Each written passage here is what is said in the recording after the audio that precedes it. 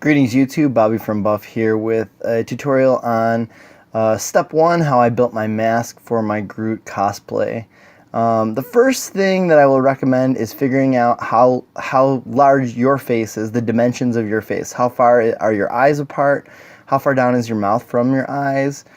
Everyone is a little different, and you're going to want to calculate these things when you start doing your drawing.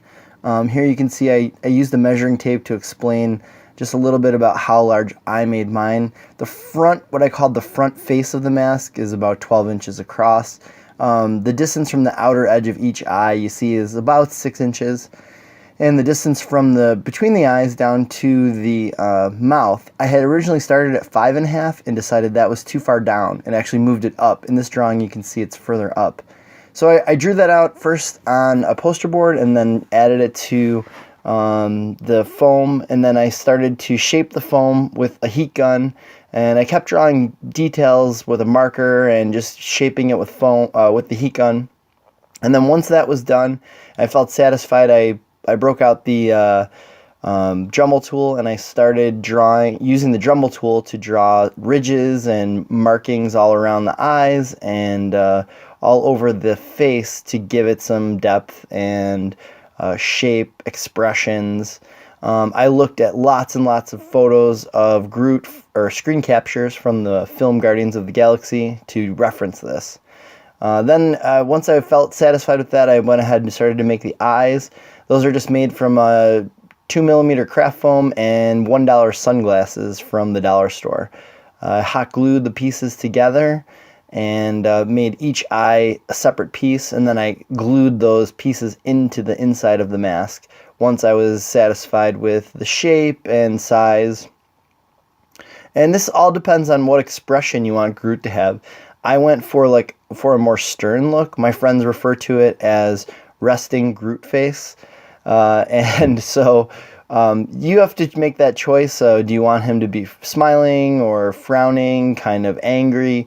I went with sort of like a stern look where I found it was the most common expression on his face throughout the film Guardians of the Galaxy. Here's a look at the top of the mask. Once I had hot glued all those pieces together, I put a piece across the top, and I added some little nubs and things like that to just give it some depth and make it look organic. Then when I got to this point, I really liked what I had done, but I decided it wasn't good enough. It was still too two-dimensional, and I wanted more depth.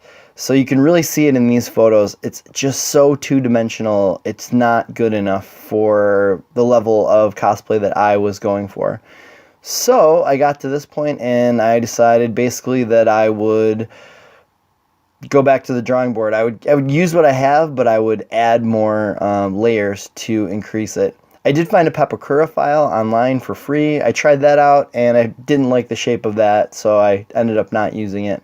Here you see I chopped a spot from my nose to fit through Groot's face on the inside of the mask, and then I went ahead and started attaching the foam over the top of what I had done. This is, again, just the same type of anti-fatigue matte foam. I buy these at rolls of it at a store called Ollie's Bargain Outlet here in Buffalo, New York. You might have stores that sell something similar where you live. I just kept adding pieces and trimming them to sort of add depth. I found this made a huge difference. Here you see the eyelid that I added with the craft foam over the sunglass lens. The eyelids made a huge difference in improving the look, or the overall look of the mask, I think. Then I was pretty satisfied with the depth I had created, and then I went back to the Dremel tool and started carving out shapes again, just to add that wooden look and more detail. And then these next few shots you're going to see are just me. This is further along in my build process. I had already completed much of the costume at this point, but for the purposes of building, you can see the order. And there you can see my neck in that photo, the skin on my neck. That's a good example of why I wear the buff underneath the helmet.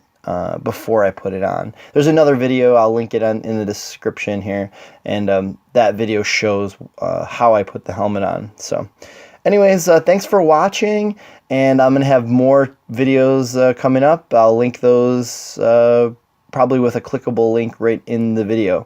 Thanks so much for watching. Have a great day.